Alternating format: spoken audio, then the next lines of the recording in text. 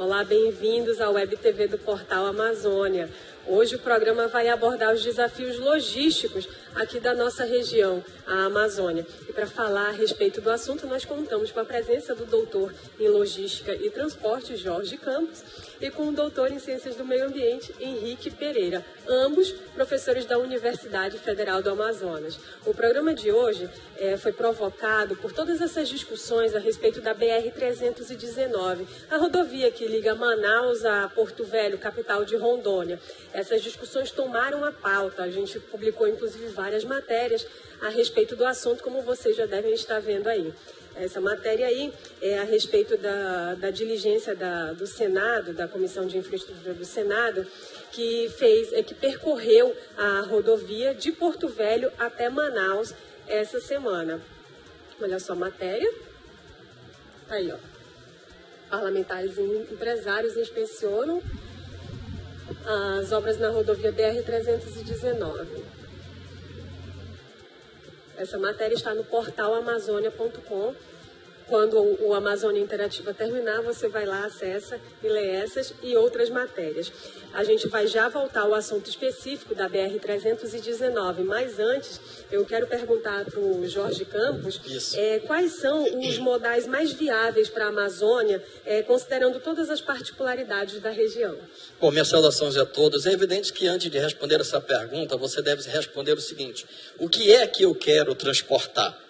Porque dependendo das características do produto, você automaticamente encontra o modal mais adequado. Por exemplo, se você tem um produto com alto valor agregado, joias, por exemplo, o modal aéreo é o mais adequado. Agora, se você tem minérios e produtos volumosos e pesados, logo você tem o modal aquaviário e também o modal ferroviário. São mais indicados, sobretudo, se você vai transportar esses produtos acima de 800 quilômetros. Então, a ferrovia se apresenta como mais competitiva. Agora, para qualquer combinação de modal que você vai ter, é fundamental, sobretudo para nós que estamos na Amazônia, e que é a infovia, que, aliás, muita gente acha que não é, mas o transporte de bits, que integra as pessoas, que integram as empresas, é fundamental, e na Amazônia nós precisamos investir muito mais no desenvolvimento e na qualidade das infovias. Portanto, depende muito daquilo que você quer transportar, né? Mas aqui nós temos os nossos rios naturais, que são as águas, e que nós temos que saber trabalhar muito bem com eles. Nós temos produtos que seriam melhor transportados devido às riquezas existentes na Amazônia, a ferrovia, mas nós temos um problema com relação às áreas que se alagam, e aí você tem muitas limitações para construir ferrovias, né?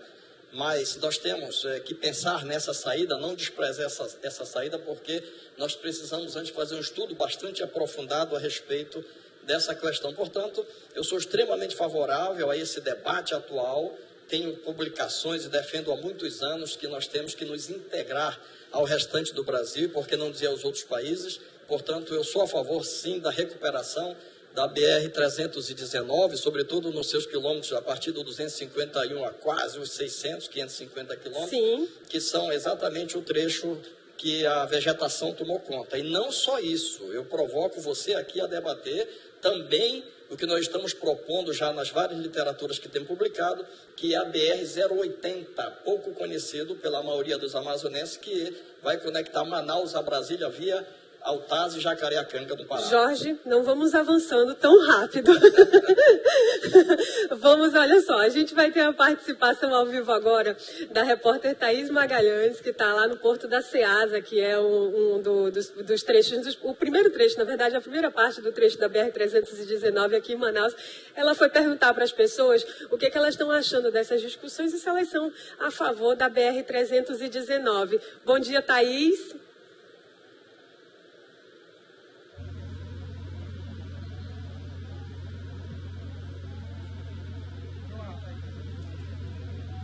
Olá, bom dia Isabel, bom dia a todos que estão assistindo a programação do AmazonSat. E é o seguinte, hoje a nossa equipe de reportagem está aqui no Porto da Ceasa, como você falou, Isabel. E na última quarta-feira, a Justiça Federal suspendeu a determinação imediata das obras do trecho central da BR-319. Nós estamos aqui no Porto para saber a opinião das pessoas que trabalham e trafegam por aqui.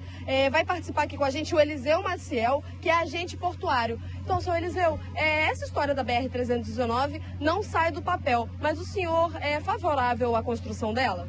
É verdade, já deveria estar pronta. A demanda das pessoas que moram à margem dessa BR anseiam demais por essa realização dessa obra. Então, quando houve a possibilidade dela ficar pronta, houve uma euforia geral. As pessoas são muito carentes, elas precisam desse meio, dessa via para se deslocar, para deslocar as suas produções, deslocar as suas famílias e também o poder público se fazer presente na vida delas, porque até então não tem, elas têm que se deslocar para cá e implorar por algum benefício público. Então aqui é um porto onde ecoam essas demandas que vêm de lá. E a gente fica também, se junta a elas na tristeza de não poder contar com essa via tão importante para esta região. É uma BR que vai ligar Manaus a Porto Velho, né? E uma das maiores tráfegos que tem aqui é para o Careiro. Isso também pode ajudar a beneficiar a ir mais rápido para o outro lado? Então, nós temos sempre contato com as prefeituras do Manaquiri, de Careiro. Então, essas cidades, elas ficaram ansiosas com a possibilidade da realização dessa obra. Como não houve, há um revés nessa esperança. Então, os governantes precisam rever a sua posição, os nossos representantes políticos precisam rever o seu modo de tratar esse assunto tão sério para a região. Muito obrigada, senhor Eliseu. Então, Isabel, esse é o nosso primeiro flash. Daqui a pouco a gente volta com mais participação ao vivo. Até mais. Até mais, Thaís. Obrigada. Agora eu passo a bola para o Henrique Pereira. Henrique, quais são os impactos? A gente vê aí que as pessoas clamam por integração, tem a questão econômica, tem a questão humana também, mas a gente tem que considerar a questão ambiental, não é verdade? Quais são os impactos, na sua avaliação, que esses modais, rodovia, hidrovia, ferrovia, que possibilitariam essa integração, podem trazer ao meio ambiente? O que a gente precisa considerar, que a gente precisa refletir a respeito? Olá, obrigado pelo convite.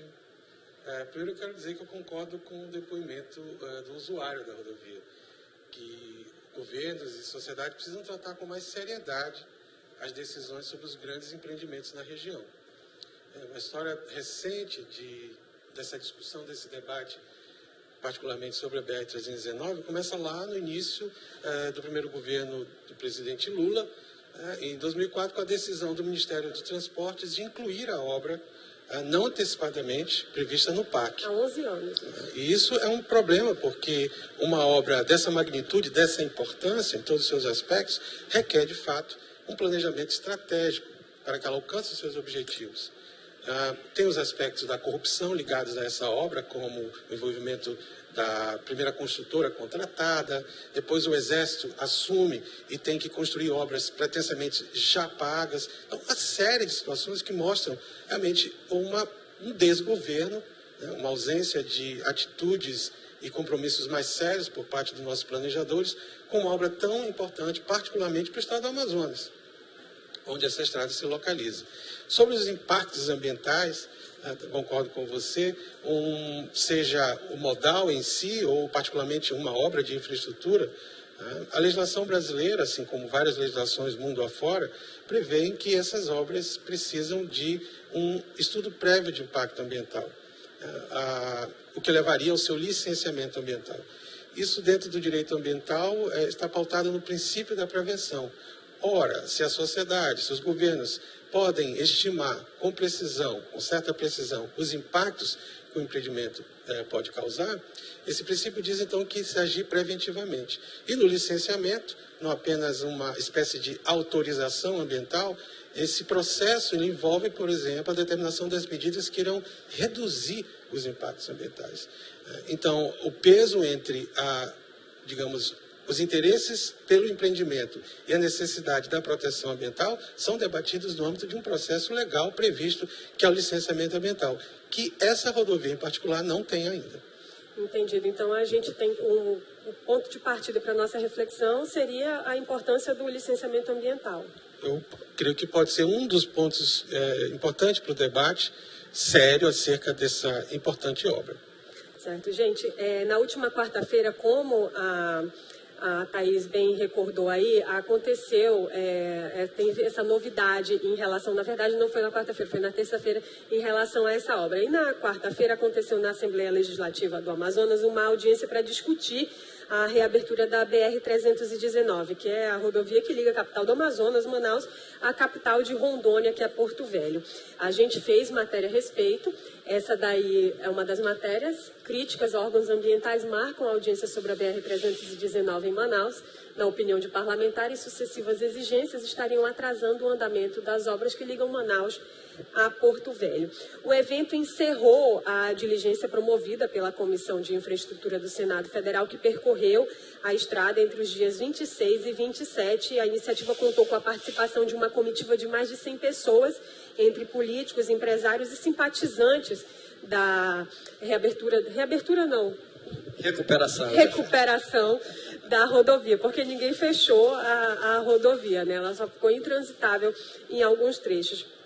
A gente vai ver agora um trecho do que aconteceu lá, dos pronunciamentos que foram feitos durante essa audiência pública.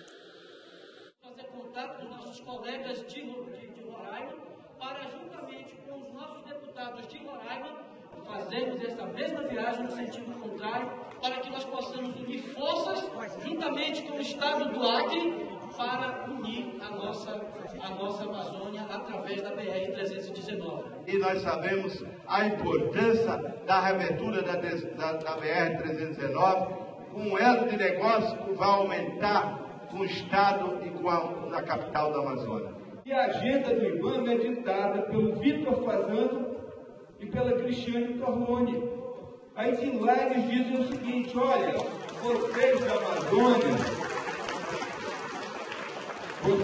Amazônia têm que ter aquilo, tem que ter a BR-319 como uma peça de museu, não é para ter trafegabilidade.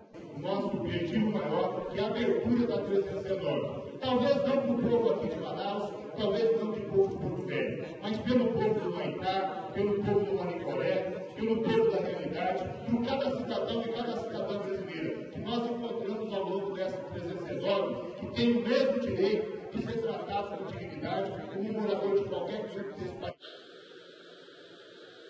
Isso daí foi só um pouquinho do que aconteceu lá na audiência. Gente, eu queria ouvir a opinião de vocês a respeito desses discursos e das opiniões que foram expressas lá na Assembleia. Bom, na realidade, como eu externei há pouco, já há muitos anos eu defendo a recuperação, o pleno funcionamento da 319, pela importância que ela tem para o nosso estado, para a nossa cidade, sobretudo porque a sociedade que não consegue construir uma infraestrutura de mobilidade para pessoas e produtos, ela não se desenvolve. E uma cidade como Manaus, considerada uma metrópole, que tem um parque industrial que influencia a vida de aproximadamente 70 cidades entre o Amazonas e Roraima, e que chegou a empregar 130 mil pessoas, que teve um movimento anual de mais de 45 bilhões de dólares, é inadmissível que continue isolada do restante do Brasil, da forma como a nossa cidade ainda se encontra. Então, eu penso que a recuperação total da BR-319 vai funcionar na velocidade do comprometimento da sociedade. São esses movimentos que vão fazer com que os nossos decisores façam a opção por realizá-la, né? Eu via recentemente, participei de outros eventos a favor da BR-319 em audiências públicas. Nós não tínhamos a participação da sociedade. Ficavam, portanto, 3 pessoas decidindo o que fazer com ela, e eu perguntava: cadê os empresários, cadê os acadêmicos, cadê, enfim, a comunidade que não participa, como se ela não fora importante para nós. Portanto, esse é um posicionamento que eu creio estratégico para nós, ou seja, a BR-319 é um fator de integração, até porque na sua concepção no início dos anos 70, quando ela foi construída, ela veio para integrar exatamente a cidade de Manaus ao resto do Brasil, e o projeto Zona Franca de Manaus, criado pela Lei 3.173 de 57, e depois adequado através do projeto 288 de 28 de fevereiro de 67, portanto, do governo Castelo Branco, era para sinalizar claramente para toda a comunidade internacional que esta é uma região brasileira. Que estava integrada, é nossa. E que teria que ser integrada. E essa BR foi construída para exatamente fazer com que isso se tornasse realidade, porque os empresários jamais viriam para cá, para produzir produtos, enfim, e não ter como transportar a matéria-prima e nem o produto acabado. Por isso que a Zona Franca veio para Manaus e não foi para Belém, onde tem mais acessibilidade, veio para Manaus por conta disso, por meio da floresta. Entendi. E ela foi construída exatamente com essa intenção. Portanto, eu conclamo aqui a todos que possamos discutir com mais afinco essa integração para a nossa região, se é isso que nós queremos. Perfeito, Jorge. A gente já vai ter mais uma participação da Thaís, mas antes a gente vai ouvir a opinião do Henrique Pereira a respeito do que foi dito lá, questões relativas ao meio ambiente e tudo mais. Henrique. Eu acho que é necessário nós pontuarmos essa discussão num ponto de vista, ou de pontos de vista mais amplos. A opção rodoviarista, ou o discurso do isolamento, da integração, tão presente no debate da sociedade brasileira, eu digo sociedade brasileira, aquela que nos olha como uma parte que não pertence ao país. E nós também não podemos adotar essa postura. Eu acho que desde a independência do Brasil, as Amazônias já fizeram a sua opção por fazer parte do Brasil. Isolados, bom, eu posso citar um visitante do século XIX em Manaus, e que, ao deparar-se com essa região, vislumbra um futuro brilhante, ligada por vias outras modais, ao restante do mundo. Então, a questão do isolamento é do ponto de vista da opção rodoviarista. Nós não estamos isolados do ponto de vista de outros modais. Bom, uma obra, insisto, dessa envergadura, que dará acesso a pelo menos 15 milhões de hectares, a sua grande maioria terras públicas, União e dos estados.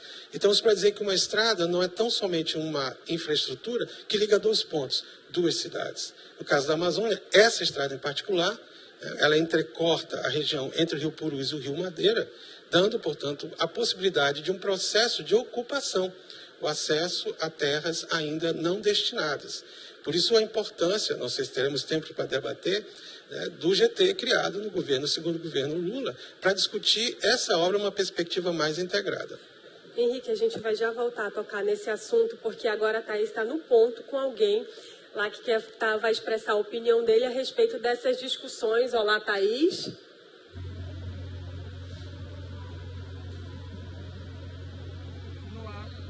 Olá, Isabel, voltamos diretamente aqui do Porto da Ceasa, ao vivo, e continuamos querendo saber a opinião de quem trafega por aqui e de quem está sempre usando aqui o porto para poder atravessar o rio, né? Nós vamos falar agora com Israel Araújo, que ele é proprietário de Balsa da Travessia, então é um dos que mais sabem falar sobre esse assunto. Israel, a construção da ponte pode beneficiar tanto quem trafega para o lado de lá, quanto quem trabalha aqui por perto? Olha, primeiramente a gente tem que pedir a construção da estrada, né? Primeiro, a estrada 319 seria um dos maiores presentes para o povo e para o estado do Amazonas, e principalmente Manaus, né? Que hoje todo mundo depende ou fluvial ou aéreo, né? Então a 319 seria muito bom, traria muitos benefícios à nossa cidade, ao nosso estado. E aumentar o fluxo aqui para vocês? Também. Porque teve épocas aí da gente teve que parar, dias parado porque não tinha movimento, que a estrada não prestava. Hoje não, já começou a fluir, já começou a vir gente de outro estado, de outros municípios, que nem Humaitá, que nem Apuí, que nem como é aquele ali da saída de... Esqueci o nome daquele outro, faz parte dos municípios do Amazonas, né? Então, seria muito bom para a nossa cidade e para o nosso estado também. Tá certo, Israel. Muito obrigada pela sua participação. Isabel, vamos continuar pesquisando aqui as pessoas sobre o que elas estão achando sobre a suspensão dessas obras e daqui a pouco a gente volta. Obrigada, Thaís. A gente volta com você a qualquer momento. Henrique, antes de prosseguir, eu quero que você veja o que os senadores Vanessa Graziotin e a Sigur Katz, respectivamente, do Amazonas e Rondônia, falaram a respeito do que eles viram na estrada no que diz respeito ao meio ambiente. Pode soltar o vídeo, pessoal. O foco continua sendo o comércio, continua sendo a importância do turismo, mas a principal importância é dar assistência a essas pessoas, a essas famílias que moram ao longo dessa BR, como também as pessoas que vivem em Manicoré, que não têm acesso por estrada à sua capital. A Bancada Federal de Rondônia, unida com a Bancada Federal do Amazonas, a Bancada Estadual de Rondônia, unida com a Bancada Estadual do Amazonas, nós nos fortalecemos. E é esta força, deputado Josué, presidente dessa casa, que vai fazer com que a gente consiga dar cidadania às pessoas que vivem e que precisam da BR-319. Nós não queremos confrontar com o IBAMA, com o meio ambiente. Pelo contrário, nós queremos fazer o que fizemos quando aprovamos o Código Florestal Brasileiro. Nós queremos um Brasil, uma Amazônia produzindo, mas cuidando das suas reservas, cuidando das suas florestas, cuidando da sua biodiversidade. Mas nós queremos também produzir. E agora o que a senadora Vanessa Graziotin falou. Não precisa ninguém vir para o Brasil, nem um americano, nem um alemão, nem um inglês, para dizer que a floresta é importante. Nós sabemos da importância da floresta, inclusive para a manutenção das futuras gerações. O desafio de promover o desenvolvimento sustentável não é deles, é nosso. E essa responsabilidade nós temos que assinar embaixo e temos que fazer dela um exercício cotidiano. E mostrar para o Brasil, mostrar para o mundo que o que nós queremos é uma BR-319 recuperada, não para servir como indutora do desmatamento, mas para servir como indutor do desenvolvimento sustentável. Que não venha gringo nenhum dizer aqui o que é que nós temos que fazer.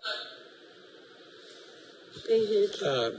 Bom, senador, eu não sou gringo, eu sou de Manaus, nascido e criado, e assim como meu colega, trabalho, milito numa instituição profundamente comprometida com os destinos históricos da nossa região. Inclusive foi o responsável pelo EIA-RIMA.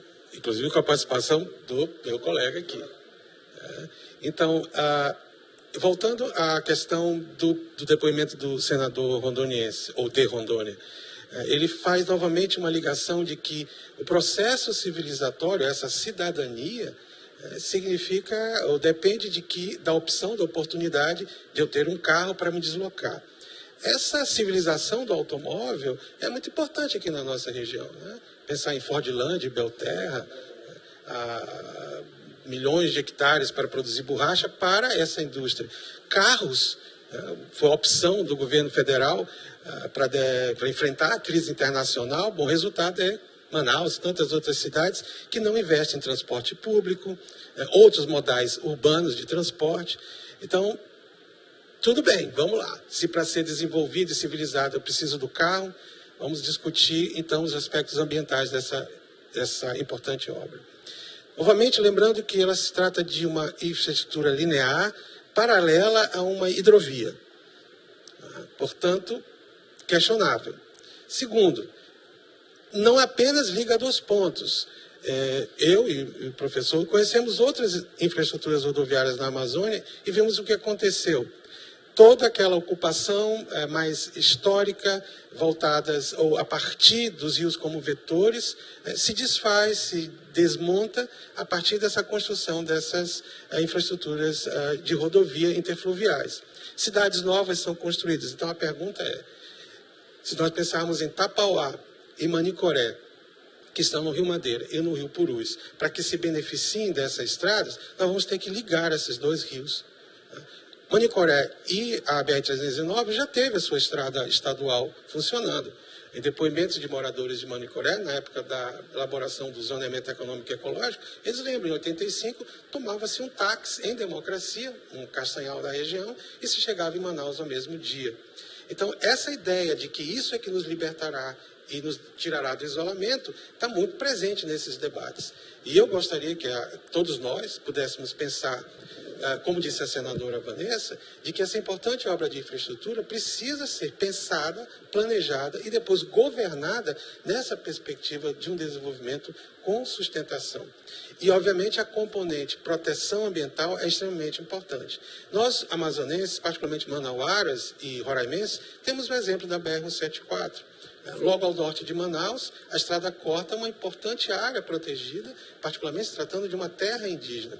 É só você comparar o trecho em que a estrada percorre a terra indígena e os trechos da estrada fora da terra indígena. A BR-317, no estado do Acre, é asfaltada. E o que acontece nesses 10 anos é que toda a área entre a estrada e as áreas protegidas, como por exemplo a Resex Chico Mendes, foram completamente substituídas. A vegetação nativa foi totalmente substituída. Se isso é o tipo de desenvolvimento que o Estado do Acre optou, não tem sido consistentemente essa opção feita no Amazonas. Nós somos um Estado, que eu creio, uma sociedade local, que construiu uma história particular, mantendo, privilegiando e colocando bastante atenção nas populações humanas que ocuparam e que ocupam essa região em tempos históricos. Eu falo das populações que se distribuem ao longo dos rios e dos afluentes. São populações tradicionais, professor? Populações tradicionais. Na BR-319, o governo estadual e o governo federal estabeleceram 21 novas unidades de conservação, que eu acho que eu estou convencido de que a principal ação de ordenamento territorial acontecida na Amazônia nesta década. Se não me engano, o senhor também coordenou a criação de algumas unidades de conservação ao longo da BR-319? Novamente, a universidade é chamada para prestar um importante serviço à sociedade. A universidade e meus colegas, nós coordenamos a elaboração dos planos de gestão das unidades de conservação estaduais. Mas chama a atenção que as 11 unidades de conservação federais da BR-319 ainda não foram implementadas. Então, aquele grupo de trabalho estabelecido pelo governo estadual e governo federal em 2008, em que os governos assumiram esse compromisso e receberam recursos do DENIT, só o Amazonas recebeu 9 milhões para esse trabalho, que a universidade, felizmente, executou, de cabo a rabo. Mas o Instituto de Conservação, o Instituto Chico Mendes de Conservação da Biodiversidade, não executou os recursos do DENIT. Então, se a estrada torna-se uma via operacional, as unidades de conservação federais não estão prontas para responder àquilo que elas foram criadas. Entendido. Professor, a gente vai voltar a tocar nesse assunto. Jorge, vou já instigar você a comentar essa história das hidrovias que correm, da hidrovia que corre paralela à rodovia, mas agora a gente vai voltar com a Thaís Magalhães, lá no Porto da Ceasa. Thaís, o que você tem para a gente? Olá, Isabel, voltamos aqui diretamente do Porto da Ceasa e agora eu tô com o seu Vilmar Cunha, que é motorista de caminhão, e ele faz essa travessia através da balsa para o Castanho da Várzea há 6 anos. E há 3 horas ele está aqui na fila do Porto esperando para poder botar o caminhão na balsa. Seu Vilmar, há 6 anos fazendo esse percurso, se tivesse a BR, ia ter espera? Se tivesse a BR é uma beleza pra gente, né? E aí facilita mais a entrega. A gente vai num dia e volta no mesmo dia. Nesse caso, a gente vai ter de dormir lá. Aí eu não posso retornar, ainda vou ter de esperar a balsa. E apesar da estrada, da BR, dá um sofrimento pra gente. É só buraco.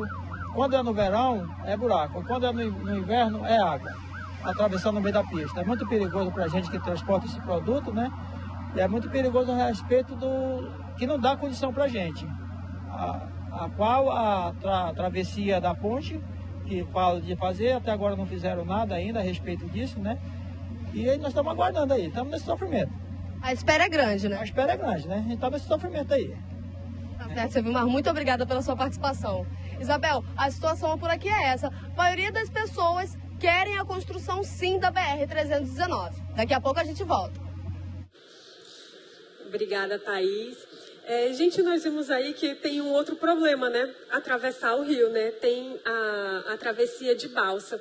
Jorge, o senador Assígor Katz falou uma coisa interessante no discurso dele lá na Assembleia. Ele chegou a comentar que o setor de transporte aquaviário não tinha que se preocupar com a concorrência em relação ao transporte rodoviário na BR-319. Você pode comentar essa relação? Na realidade, nós temos acompanhado já, e grande parte desse trajeto Manaus-Porto Velho é mais aconselhável, pelo menos temos observado isso, que sejam cargas mais leves, cargas mais pesadas, mais leves, né? Porque a carga mais pesada talvez fosse exigir uma infraestrutura muito forte, em termos de que muitas áreas elas sofrem o efeito do rio, né? São áreas alagadiças, então nós temos que levar em consideração toda essa necessidade de construção e disciplina para a construção da BR. É claro que todo esse ambiente que nós precisamos criar de euforia para a recuperação da 319, nós temos que levar em consideração que o nosso povo, de fato, ainda não está devidamente educado para essa relação com o nosso meio ambiente. Nós temos que considerar isso, né? e equacionar isso de tal modo que vivemos numa região tão rica como a que nós vivemos agora, e repito, nós temos um povo ainda muito pobre. Então nós temos que decidir como aproveitar os recursos que nós temos aqui, criar uma infraestrutura de mobilidade para melhorar a qualidade daquele nosso caboclo, daquele nosso ribeirinho, que está lá à mercê disso. Eu cito apenas um exemplo aqui, onde nós temos 23,4% de todo o nióbio existente, dos 82% de reserva de nióbio do mundo todo que está aqui no Brasil. É um minério estratégico. Mas é lá em São Gabriel da Cachoeira. Sim, é lá, mas eu estou dando um exemplo do que nós temos aqui. Vários minérios que nós temos aqui, nós não exploramos porque não conhecemos ou porque nós não temos infraestrutura. Veja o que acontece em Apuí. Apuí hoje produz grãos, e esses grãos não são vendidos, não chegam em Manaus por conta da infraestrutura. Então eu vejo que nós temos que considerar, sem dúvida alguma, a nossa educação para lidar com essa relação. Mas, por outro lado, viver isolado como nós estamos, do ponto de vista da nossa infraestrutura, tem um prejuízo muito grande na qualidade de vida, no desenvolvimento social, porque não até dizer do desenvolvimento tecnológico, já que nós temos muitas tecnologias milenares no nosso caboclo, no nosso ribeirinho, que nós não aproveitamos ainda, sobretudo na área de biotecnologia. Imagina que o nosso caboclo conhece a floresta para a cura de muitos medicamentos, e nós não evoluímos ainda, nem enquanto universidade, para transformar isso numa linha de produção social e ambientalmente correta e gerar emprego e renda. Entendi. Lá no interior, fazendo com que haja uma desconcentração do nosso PIB, que hoje é 81,3% concentrado em Manaus. É verdade, isso é. Henrique, em nota, o Rede Sustentabilidade, que é o partido da ex-ministra do Meio Ambiente, Marina Silva, se diz contrário ao modelo de desenvolvimento rodoviário para a Amazônia. Você vê um outro tipo de transporte, por exemplo, ferroviário, ele seria menos complicado em termos de custo, licenciamento e impacto ao meio ambiente para a região? Eu acho complicado e inadequado nós fazermos um debate colocando como pontos e contrapontos o modal em si. Como já foi dito pelo meu colega, tipos de carga, tipos de serviços necessários, o modal se presta ou executa o serviço de maneira mais eficiente, do ponto de vista, inclusive, ambiental. Esse debate de não estradas na Amazônia é um debate sectarista, é um debate extremado, é uma postura extremada. Do ponto de vista econômico, não é a minha área, mas nós precisamos dialogar com todos os saberes. O que eu entendo, que tenho visto em teses, em artigos, a opinião do setor empresarial, são os multimodais. Então você precisa, muito interessante, onde está a sua colega? Na beira do rio. E ali nós precisamos de uma combinação do modal aquaviário com o modal rodoviário. Exatamente. Então, não ver os espaços, os acidentes geográficos, como a gente aprendia na escola, como obstáculos, como isolamento, mas como oportunidades. Agora, de onde que vai sair o dinheiro para fazer essa obra com um governo que declara que tem 100 bilhões de déficit público para o próximo orçamento? Eu acho que a sociedade também tem que perguntar isso. Quem construiu os 2 trechos quando a empresa foi destratada pelo DENIT foi o Exército Brasileiro, com a contrapartida do governo federal. Então, a sociedade parece não querer discutir todo o significado dessa obra. Então, nós somos cobrados de uma taxa de energia elétrica de 41%, de aumento, o governo tendo que reduzir, e um governo federal e estadual que promove um desmonte do setor ambiental. Então, a minha preocupação vai, como eu disse, muito além desse debate de ir e vir de carro ou de ônibus entre Manaus e Porto Velho. Mas uma obra importante que poderá marcar definitivamente o histórico, se não de toda a região, mas certamente toda a região entre o Rio Madeira e o Rio Purus. Fantástico isso. E agora a gente tem mais uma participação da Thaís, não? Tudo bem, então. Thaís, a gente agradece a sua participação de você e de todas as pessoas que contribuíram aqui para essa discussão, viu, gente? E agora eu queria pedir as considerações finais de vocês a respeito desse assunto. Infelizmente, o tempo do nosso programa é curto, o assunto é muito rico, mas eu quero que vocês deixem um convite para os nossos espectadores e internautas para refletirem a respeito desse assunto, começando pelo professor Jorge Campos. Bom, em primeiro lugar, agradecer essa oportunidade. Eu entendo que o AmazonSat realiza um dos seus papéis fundamentais na medida em que abre esse espaço para que nós possamos debater. E o que eu quero dizer é que todas essas obras elas vão acontecer na velocidade em que a comunidade participar, em que a sociedade debater o que de fato a sociedade, o que quer para si, né? Veja que a questão que nós vivenciamos agora ali no Ceasa, aqui mesmo no AmazonSat, eu fiz vários programas questionando por que, em vez de construir a ponte ali no Rio Negro, por que não construir aqui, né, na continuidade da 319, recuperar a 319, então nós teríamos uma integração mais eficaz e um impacto altamente positivo no trânsito urbano da cidade de Manaus, na medida em que muitas das cargas hoje já sairiam pela própria estrada, já que ela está no distrito. Nós eliminaríamos muitos contêineres e muitos trajetos por dentro de vias estratégicas da cidade, saindo do distrito até o aeroporto. Então seria ali o grande desafio. E aí, esse foi um debate que hoje está sendo travado novamente, a construção da ponte ali, que vai ter em torno de 10.500 metros, ao contrário do hoje, que são 3.550 metros, né, 3,5 km, etc. Então, fica aqui o grande apelo. Nós precisamos debater esses projetos enquanto sociedade, enquanto comunidade, com a tua participação, sabendo que é você que é o grande mantenedor de todo esse processo. Portanto, precisa ser um agente ativo e não passivo desse debate. Professor Henrique, por favor. Muito obrigado pela oportunidade de encontrar o professor Jorge e pelo convite. Bom, eu creio que, assim como o professor Jorge conclamou, a participação da sociedade no debate é muito importante. Mas essa participação, ela se dará de maneira mais efetiva na medida em que a informação necessária para se posicionar em relação a esse debate também seja de domínio público. Então, eu considero hoje, falando das facilidades da informação, que o amazonense ou o brasileiro faça uma pequena pesquisa nas redes sociais ou nos sites da própria imprensa e recupere a história do debate sobre essa importante obra e verifique que ela já está no ar há bastante tempo. Isso só veio à tona agora novamente quando, uma espécie de pedalada ambiental, o órgão estadual cedeu uma licença ambiental, usurpando a competência, a autoridade do IBAMA. Obrigada, gente. O Portal Amazônia agradece a participação do Jorge Campos, Henrique Pereira, que contribuíram para esse debate, para a reflexão a respeito do assunto. Gente, é isso. Continuem nos acompanhando pelo portal amazônia.com e até a próxima.